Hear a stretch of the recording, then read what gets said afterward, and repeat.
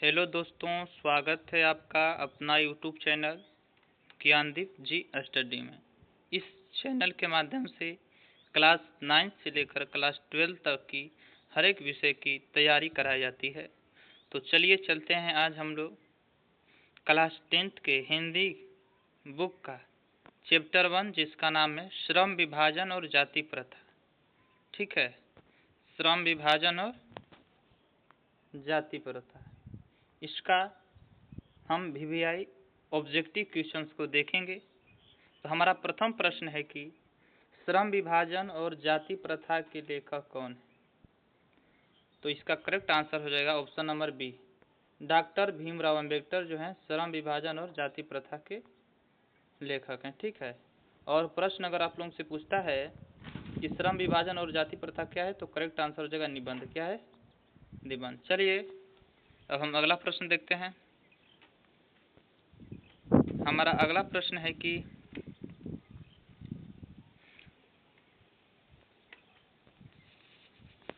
श्रम विभाजन और जाति प्रथा के लेखक बेरोजगारी का प्रमुख और प्रत्यक्ष कारण किसे मानते हैं। यह हमारा दूसरा प्रश्न था। इस प्रश्न का उत्तर जो है ऑप्शन नंबर सी हो जाएगा, जाति प्रथा। ठीक है, श्रम विभाजन और जाति प्रथा के लेखक बेरोजगारी का प्रमुख और प्रत्यक्ष कारण किसे मानते हैं, तो जाति प्रथा को मानते हैं। किसे मानते हैं? जाति प्रथा को। चलिए अगला प्रश्न देखते हैं। हमारा अगला प्रश्न है कि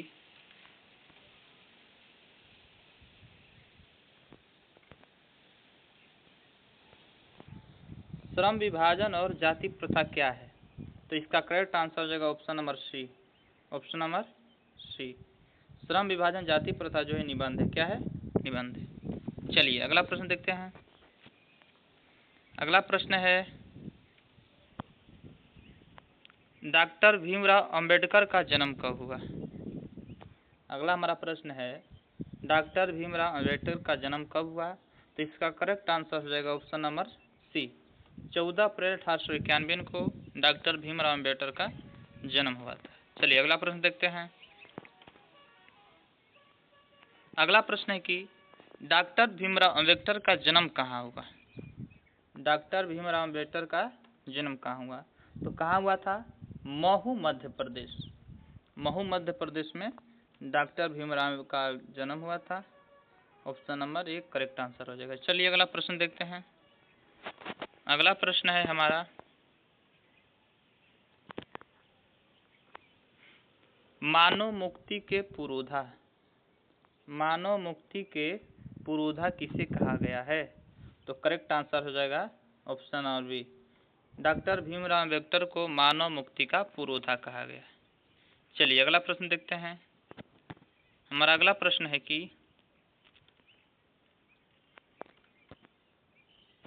जाति प्रथा स्वाभाविक विभाजन नहीं है, क्यों।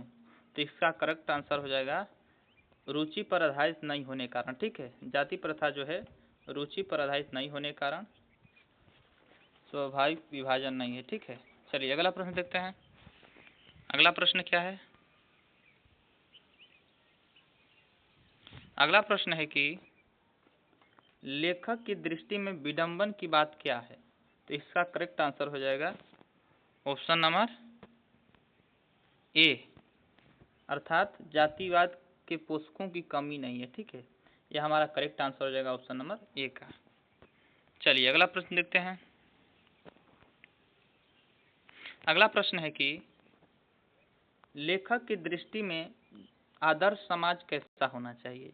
तो इसका करेक्ट आंसर हो जाएगा ऑप्शन नंबर ए, अर्थात जिसमें स्वतंत्रता और समानता और भ्रातृत्व का भाव हो। ठीक है, आदर्श समाज का लेखक की दृष्टि आदर्श समाज कैसा होना चाहिए, जिसमें स्वतंत्रता, समता और भ्रातृत्व का भाव हो। ठीक है, यानी भाईचारे का भाव हो।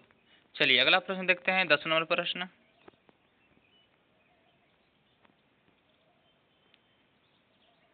10वां नंबर प्रश्न है कि अंबेडकर की दृष्टि में भाईचारे का वास्तविक रूप कैसा होना चाहिए। ठीक है, तो इसका करेक्ट आंसर हो जाएगा ऑप्शन नंबर सी, दूध और पानी के मिश्रण की तरह। ठीक है, लेखक की दृष्टि से भाईचारे का समाज में दूध और पानी के मिश्रण की तरह होना चाहिए। चलिए अगला प्रश्न देखते हैं। हमारा 11वां नंबर प्रश्न। 11वां नंबर प्रश्न है कि सभ्य समाज की आवश्यकता क्या है? तो इसका करेक्ट आंसर हो जाएगा ऑप्शन नंबर डी। सभ्य समाज की आवश्यकता है श्रम विभाजन। ठीक है, option number D correct answer. ठीक है, चलिए अगला प्रश्न देखते हैं 12वां नंबर। चलिए 12 नंबर प्रश्न है कि भारतीय संविधान के निर्माण में महत्वपूर्ण भूमिका किसने निभाई?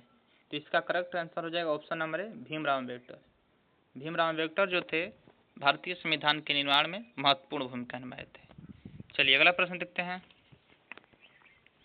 13 नंबर प्रश्न है कि निम्नलिखित रचनाओं में से कौन सी रचना डॉक्टर अम्बेडकर की है? तो the caste of the India, who are Shudras, the untouchables, who are they, ये सभी। तो इसका करेक्ट आंसर हो जाएगा इनमें से सभी, ऑप्शन नंबर डी। ठीक है, ये तीनों रचनाएं जो है डॉक्टर भीमराव अम्बेडकर की है, तो option number D correct answer. चलिए अगला प्रश्न देखते हैं। हमारा अगला प्रश्न है कि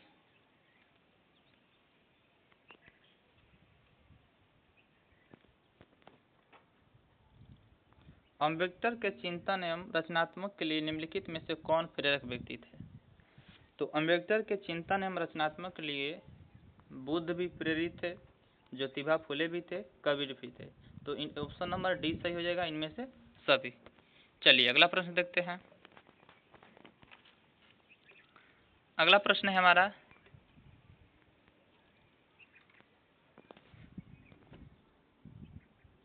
जाति पाति तोड़क मंडल भाषण लाहौर में कब हुआ? ठीक है, जाति पाति तोड़कर मंडल भाषण जो है लाहौर में कब हुआ? तो इसका करेक्ट आंसर हो जाएगा option number C. Option number C 1936 में हुआ था लाहौर अधिवेशन। ठीक है, चलिए अगला प्रश्न देखते हैं। प्रश्न नंबर 16। 16 नंबर प्रश्न है हमारा, थोड़ा जूम कर दे रहे हैं कि आप लोगों को बढ़िया से दिखाई दे। ठीक है, 16 नंबर प्रश्न है कि अम्बेडकर के भाषण एनिहिलेशन ऑफ द कास्ट को किसने हिंदी में रूपांतरित किया? तो उसका आंसर हो जाएगा ऑप्शन नंबर ए ललई सिंह यादव। ललई सिंह यादव जो थे अम्बेडकर जी के भाषण एनिहिलेशन ऑफ कास्ट को हिंदी भाषा में रूपांतरित किया। ठीक है, चलिए अगला प्रश्न देखते हैं। हमारा अगला प्रश्न है कि अम्बेडकर का जन्म किस परिवार में हुआ? तो अम्बेडकर का जन्म जो है दलित परिवार में हुआ था। ठीक है, option number C correct answer हो जाएगा। ठीक है, चलिए अगला नंबर प्रश्न देखते हैं। अगला प्रश्न है कि लेखक को इस युग में कहाँ पर विडंबना दिखाई दिया? तो इसका करेक्ट आंसर हो जाएगा ऑप्शन नंबर ए। ठीक है, जातिवाद में, लेखक को जातिवाद में विडंबना दिखाई दिया। चलिए अगला प्रश्न देखते हैं 19 नंबर। 19 नंबर प्रश्न है कि डॉक्टर अंबेडकर के पिता का क्या नाम था? तो सबको मालूम है कि डॉक्टर अंबेडकर के पिता का नाम था रामजी सकपाल। क्या नाम था? Ramji Sakpal. Option number C correct answer. चलिए अगला प्रश्न देखते हैं। हमारा अगला नंबर प्रश्न है कि डॉक्टर अंबेडकर के माता का क्या नाम था? ठीक है, डॉक्टर अंबेडकर के माता का नाम पूछा है, तो डॉक्टर अंबेडकर के माता का नाम था भीमाबाई। क्या नाम था? भीमाबाई। ठीक है, चलिए अगला प्रश्न देखते हैं हम लोग। अगला नंबर प्रश्न है कि भारत में जाति प्रथा का मुख्य कारण क्या है? तो भारत में जाति प्रथा का मुख्य कारण क्या है बताइए, कमेंट में आंसर दीजिए। तो इसका करेक्ट आंसर हो जाएगा ऑप्शन नंबर ए। बेरोजगारी जो है भारत में जाति प्रथा का मुख्य कारण है। चलिए अगला प्रश्न देखते हैं। हमारा अगला प्रश्न है कि आधुनिक सभ्य समाज कार्यकुशलता के लिए किसे आवश्यक मानता है? ठीक है, तो आधुनिक सभ्य समाज जो है कार्यकुशलता के लिए श्रम विभाजन को, ऑप्शन नंबर ए आंसर हो जाएगा, श्रम विभाजन को आवश्यक मानता है। चलिए अगला प्रश्न देखते हैं हम लोग,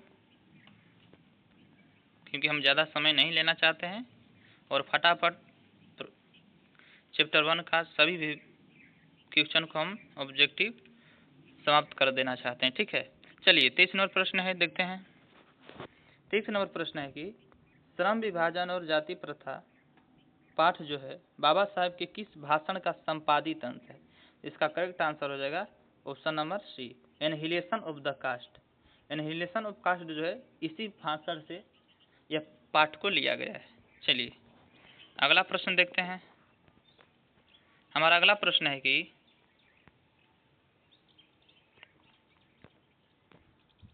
प्राथमिक शिक्षा प्राप्त करने के बाद अम्बेडकर उच्च शिक्षा प्राप्त करने के लिए कहाँ गए? तो सबको मालूम है कहाँ गए थे, कहाँ गए थे? न्यूयॉर्क गए थे। कहाँ गए थे? न्यूयॉर्क गए थे। ठीक है, ऑप्शन नंबर डी सही हो जाएगा, न्यूयॉर्क गए थे। ठीक है, चलिए अगला प्रश्न देखते हैं हम लोग। अगला प्रश्न है 25 नंबर कि डॉक्टर भीमराव अम्बेडकर ने पीएचडी की उपाधि कब धारण की? तो 1916 के, ऑप्शन नंबर सी हो जाएगा, 1916 में। 1916 में लिख दे रहे हैं यहाँ पर, 1916 में जो है डॉक्टर भीमराव अम्बेडकर ने पीएचडी की उपाधि धारण की थी। अगला प्रश्न देखते हैं। अगला प्रश्न है कि the caste in India, the caste in India their mechanism की रचना किसकी है? किसने रचना की है इस पुस्तक की? तो इसको लिखा है डॉक्टर भीमराव अम्बेडकर ने। किसने लिखा है? डॉक्टर भीमराव अम्बेडकर ने। चलिए अगला प्रश्न देखते हैं।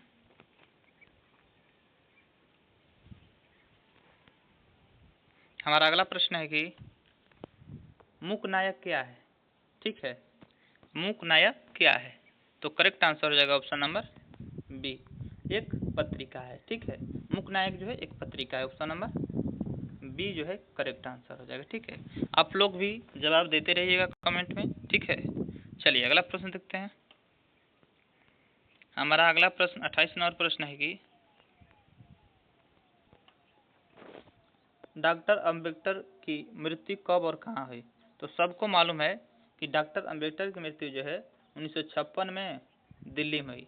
अगर छोटा डेट पूछता है तो 6 दिसंबर। ठीक है, 6 दिसंबर, ध्यान दीजिएगा, 6 दिसंबर। ठीक है, 6 दिसंबर 1956 को दिल्ली में डॉक्टर भीमराव अम्बेडकर की मृत्यु हो गई। चलिए अगला प्रश्न देखते हैं।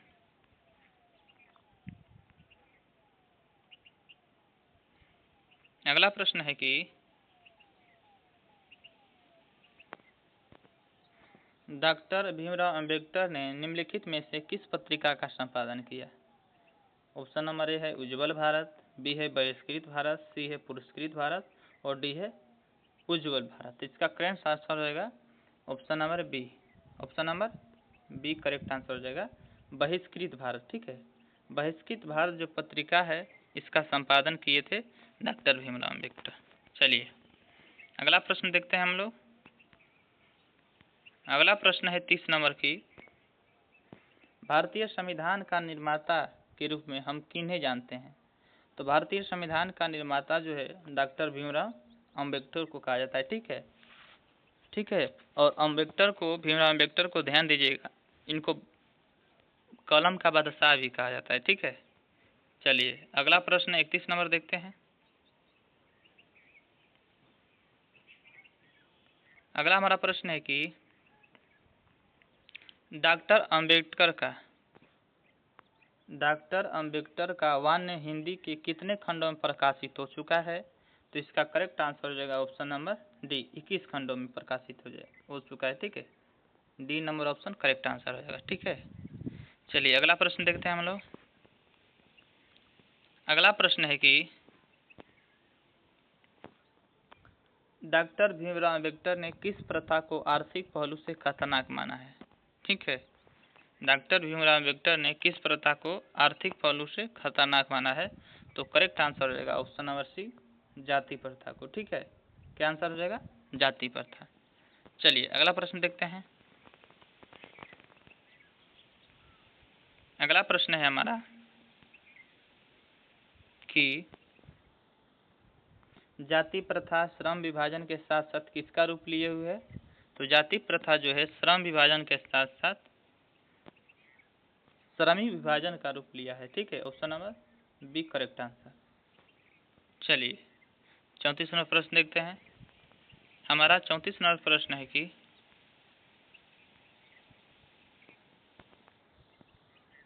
आदर्श समाज स्वतंत्रता, समानता, मातृत्व पर आधारित होगा, ऐसा किसने कहा? तो किसने कहा था? किसने कहा था बताइए answer. Option number B Bhimrao Ambedkar ने कहा था कि हमारा जो आदर्श समाज है वह स्वतंत्रता, समानता या मातृत्व पर आधारित होगा। चलिए अगला प्रश्न देखते हैं। हमारा अगला प्रश्न 34 नंबर है कि खाली स्थान है और पूछ रहा है कि पेशे का दोषपूर्ण पूर्व निर्धारण करती है। कौन जो है पेशे का दोषपूर्ण पूर्व निर्धारण करती है? तो इसका करेक्ट आंसर हो जाएगा ऑप्शन नंबर सी, जाति प्रथा जो है पेशे का दोषपूर्ण पूर्व निर्धारण करती है। चलिए अगला प्रश्न देखते हैं। अगला प्रश्न है कि जाति प्रथा भारत में बेरोजगारी का डॉट कारण बनी हुई है। ठीक है, यानी जाति प्रथा जो है भारत में बेरोजगारी का क्या कारण बनी हुई है?